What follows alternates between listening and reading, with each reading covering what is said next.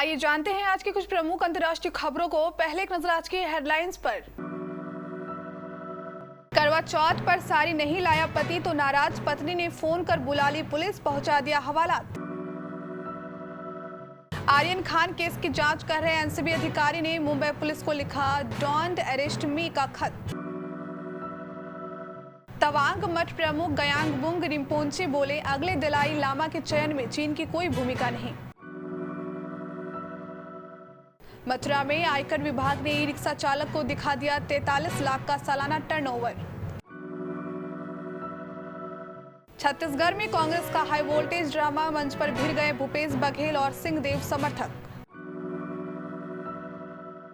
कम मात्रा में ड्रग्स मिलने को अपराध नहीं मानने का सुझाव, सामाजिक न्याय मंत्रालय ने सिफारिश की। पीएम नरेंद्र मोदी आज देश को आत्मनिर्भर स्वस्थ भारत योजना व यूपी को 9 मेडिकल कॉलेज का देंगे उपहार।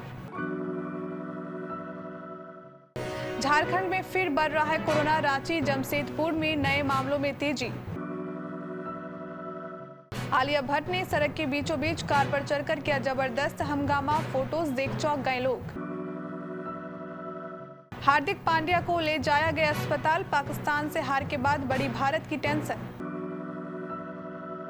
रविवार को पूरे देश भर में सुहागिन महिलाएं अपने पति के लिए व्रत रखकर उनकी लंबी उम्र की कामना कर रही है, तो वहीं दूसरी ओर पति भी अपनी पत्नी के लिए तरह तरह के गिफ्ट लाकर दे रहे थे। इस बीच यूपी के रायबरेली से एक सनसनीखेज मामला सामने आ गया। यहाँ एक पत्नी ने करवा चौथ के दिन ही अपने पति को हवालात के पीछे पहुंचा दिया। इसके पीछे की जब वजह जानने की कोशिश की गई तो महज एक गिफ्ट की निकली। मामला रायबरेली जिले के बछरावा थाना क्षेत्र के पटेल नगर का है। यहाँ एक महिला ने अपने पति के करवा चौथ का व्रत रखा था। हर बार की तरह इस बार भी पत्नी को पति से गिफ्ट की अपेक्षा थी। पत्नी चांद का इंतजार कर रही थी कि कब चांद दिखे और व्रत खोलूं। वह समय भी आ गया। पत्नी ने चांद का दीदार करके व्रत खोला। इसके बाद पति से अपना गिफ्ट मांगा। पत्नी को उम्मीद थी कि पति उसके लिए साड़ी लाया होगा, लेकिन ऐसा नहीं हुआ। पति ने साड़ी लाने की बात से इनकार कर दिया। फिर क्या था, पत्नी का गुस्सा 7वें आसमान पर चढ़ गया। करवा चौथ को भूलकर पत्नी ने तुरंत 112 नंबर पर डायल करके पुलिस को बुला लिया। मोहल्ले में पुलिस पहुंची तो आसपास के लोग तमाशबीन बन गए। काफी हंगामा हुआ, लेकिन पत्नी की जिद के आगे किसी की न चली। पत्नी ने पुलिस से अपने पति को पकड़वाकर थाने की हवा खिलवा दी। महिला की शिकायत पर पुलिस ने पति को पकड़कर थाने ले आई। पूरे मोहल्ले में पति पत्नी के ड्रामे की चर्चा हो रही है।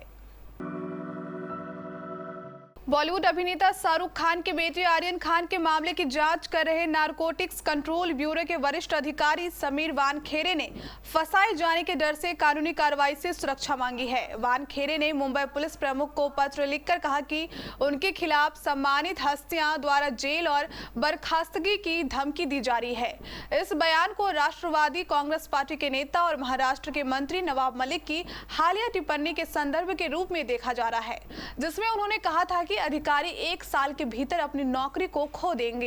एक मीडिया रिपोर्ट के मुताबिक मलिक के हवाले से लिखा है, उनके पास एक कठपुतली है। वानखेड़े वह लोगों के खिलाफ फर्जी मामले बनाते हैं। मैं वानखेड़े 1 साल के भीतर अपनी नौकरी खो देंगे। हमारे पास फर्जी मामले के सबूत है। कानूनी कार्रवाई से सुरक्षा की मांग करते हुए उन्होंने पत्र में कहा कि अज्ञात व्यक्ति उन्हें झूठा फंसाने की योजना बना रहे हैं। अरुणाचल प्रदेश में स्थित तवांग मठ के प्रमुख गयांग बुंग रिम्पोचे अगले दलाई लामा का चयन करने की प्रक्रिया में अरंगा लगा रहे हैं। चीन पर जमकर बरसे उन्होंने कहा, दलाई लामा का चयन करने की प्रक्रिया में चीन को शामिल होने का कोई अधिकार नहीं है। चीन की सरकार धर्म में विश्वास नहीं करती, जबकि यह तिब्बती लोगों के लिए पूरी तरह से एक आध्यात्मिक मसला है। केवल वर्तमान दलाई लामा व तिब्बत के लोगों को यह फैसला लेने का अधिकार है कि अगला तिब्बती आध्यात्मिक नेता कौन होगा। चीन इस मामले में कोई भूमिका नहीं निभा सकता है। उत्तराधिकारी की योजना धर्म और आस्था से जुड़ी है। यह कोई राजनीतिक मामला नहीं है। तिब्बत के लहासा में स्थित पोटला पैलेस के बाद दुनिया के दूसरे सबसे बड़े मठ के प्रमुख का यह बयान दोनों देशों में नियंत्रण रेखा पर बड़े तनाव के बीच आया है। आयकर विभाग की ओर से एक ई रिक्शा चालक को नोटिस जारी किया गया है। नोटिस उसके सालाना टर्नओवर को लेकर है, जो कि 43 लाख रुपए दिखाया गया है। ई रिक्शा चालक शनिवार को आयकर विभाग के कार्यालय भी गया, लेकिन वहां भी उसे कोई संतोषजनक जवाब नहीं मिला। इसके बाद थाना हाईवे गया। पुलिस ने चालक को आज बुलाया है। पुलिस ने बताया कि ई रिक्शा चालक प्रताप चंद थाना हाईवे की अमर कॉलोनी में रहता है। पिछले 6 माह से पैन कार्ड बनवाने के लिए डाक विभाग और एक जन सुविधा केंद्र के चक्कर लगा रहा था। बाद में पैन कार्ड किसी संजय नामक युवक के माध्यम से मिला। इसके बाद रिक्शा चालक के घर आयकर विभाग की तरफ से एक नोटिस आया, जिसमें सालाना 43 लाख रुपए का टर्नओवर दिखाया गया। नोटिस मिलते ही उसके होश उड़ गए। वह आयकर विभाग भी गया, लेकिन वहां पर उसे संतोषजनक जवाब नहीं मिला। एक अधिकारी ने बताया कि ऑनलाइन में कहीं गड़बड़ी हुई है, हो सकता है कि इसी से मिलता जुलता कोई कारोबारी हो। छत्तीसगढ़ में कांग्रेस कार्यकर्ता आमने सामने आ गए हैं। यहां पर एक बार फिर कांग्रेस में मुख्यमंत्री पद के लिए ढाई साल का मुद्दा उठा। कांग्रेस के राष्ट्रीय सचिव और प्रदेश संगठन प्रभारी सत्यगिरी शंकर उल्का के सामने ही मुख्यमंत्री भूपेश बघेल और स्वास्थ्य मंत्री टीएस सिंहदेव के समर्थक भिड़ गए। मंच से संबोधित कर रहे बाबा समर्थक पवन अग्रवाल ने ढाई साल मुख्यमंत्री का मुद्दा उठाया, तो बघेल के समर्थक इफ्तिकार हसन भड़क गए और पवन अग्रवाल को धक्का देकर मारना शुरू कर दिया। यह देख भूपेश बघेल के कुछ और कार्यकर्ता मंच पर चढ़ आए और पवन अग्रवाल के साथ बदसलूकी करने लगे। सामाजिक न्याय एवं अधिकारिता मंत्रालय ने नशीली दवा एवं मादक पदार्थ अधिनियम की समीक्षा में निजी इस्तेमाल के लिए कम मात्रा में मादक पदार्थ रखने को अपराध की श्रेणी से हटाने की सिफारिश की है। मंत्रालय ने अपनी समीक्षा राजस्व विभाग को सौंप दी है। वर्तमान में एनडीपीएस अधिनियम के तहत राहत या छूट का कोई प्राविधान नहीं है। अधिनियम के तहत आरोपित अभियोजन और कारावास से तभी बच सकता है यदि वह स्वतः पूर्णावास केंद्र जाने की इच्छा जताता हो। प्रधानमंत्री नरेंद्र मोदी सोमवार को अपने संसदीय क्षेत्र काशी से देश को आत्मनिर्भर स्वस्थ भारत योजना का उपहार देंगे। वहीं सिद्धार्थनगर से उत्तर प्रदेश को वह 9 मेडिकल कॉलेज की सौगात देंगे। मुख्यमंत्री योगी आदित्यनाथ ने रविवार की सुबह सिद्धार्थनगर पहुंचकर मेडिकल कॉलेज और जनसभा स्थल पर चल रही तैयारियों का जायजा लिया और आवश्यक दिशा निर्देश दिए।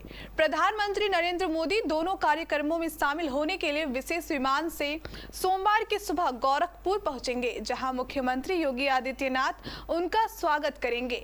वहां से हेलीकॉप्टर से सुबह 10:30 बजे सिद्धार्थनगर आएंगे।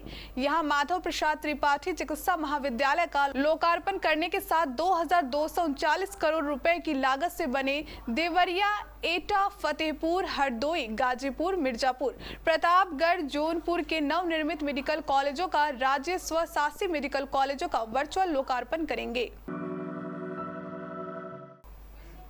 राज्य में अगस्त-सितंबर माह में कोरोना का संक्रमण 0 स्तर तक पहुंच गया था, लेकिन अब यहां संक्रमण एक बार फिर से बढ़ने लगा है। खासकर रांची तथा पूर्वी सिंहभूम में यह संक्रमण तेजी से बढ़ रहा है। राज्य में एक समय एक्टिव केस की संख्या घटकर 52 हो गई थी। अब यह संख्या एक बार फिर बढ़कर 200 से अधिक हो गई है। शनिवार को 30 नए मरीजों के मिलने से यह संख्या बढ़कर 202 हो गई। राज्य के वर्तमान 202 एक्टिव केस में आधे से अधिक कुल 129 संक्रमित सिर्फ रांची में है। इसके बाद पूर्वी सिंहभूम में 20 एक्टिव केस हैं। इस साल अगस्त माह में राज्य के 14 जिले ऐसे थे जहां कोई संक्रमित नहीं था। अब ऐसे जिलों की संख्या घटकर 10 हो गई है। राज्य में वर्तमान में जो भी कोरोना संक्रमित मिल रहे हैं वे मुंबई, उड़ीसा, तमिलनाडु, केरल से लौटने वाले हैं। इन फोटोज में आलिया ने blue denim jeans, blue tank top और रेड कलर के जैकेट पहनी हुई है। उन्होंने कानों में स्टाइलिस्ट हुप्स पहन रखे हैं। आलिया की ये फोटो सोशल मीडिया पर ताबड़तोड़ वायरल हो रही है। कोई भी आलिया के कार पर चढ़कर परफॉर्मेंस देने वाली फुटेज का माजरा समझ नहीं पा रहा है। वर्क फ्रंट की बात करें तो आलिया भट्ट संजय लीला भंसाली की फिल्म गंगूबाई काठियावाड़ी में गैंगस्टर का किरदार निभाती नजर आने वाली है। ये फिल्म बॉलीवुड की मोस्ट अपडेट फिल्मों में शामिल है। T20 वर्ल्ड कप के अपने पहले ही मैच में भारत को पाकिस्तान के हाथों 10 विकेट से हार का सामना करना पड़ा। विश्व कप के इतिहास में पाकिस्तान के हाथों भारत को पहली बार हार मिली है। T20 वर्ल्ड कप के अपने पहले ही मैच बड़ी हार से टीम इंडिया को झटका लगा है। वहीं मैच के बाद हार्दिक पांड्या ने भी विराट कोहली की चिंता को बढ़ा दिया है। भारत को पांड्या के रूप में बड़ा झटका लग सकता है। दरअसल पाकिस्तान के खिलाफ मैच के बाद पांड्या को स्कैन के लिए अस्पताल ले जाया गया। पांड्या चोट के चलते पाकिस्तान के खिलाफ फील्डिंग करने मैदान पर नहीं उतरे थे और उनकी जगह ईशान किशन मैदान पर उतरे थे। पांड्या की चोट की गंभीरता का पता नहीं चल सका, लेकिन उन्हें एहतियातन स्कैन के लिए भेजा गया है।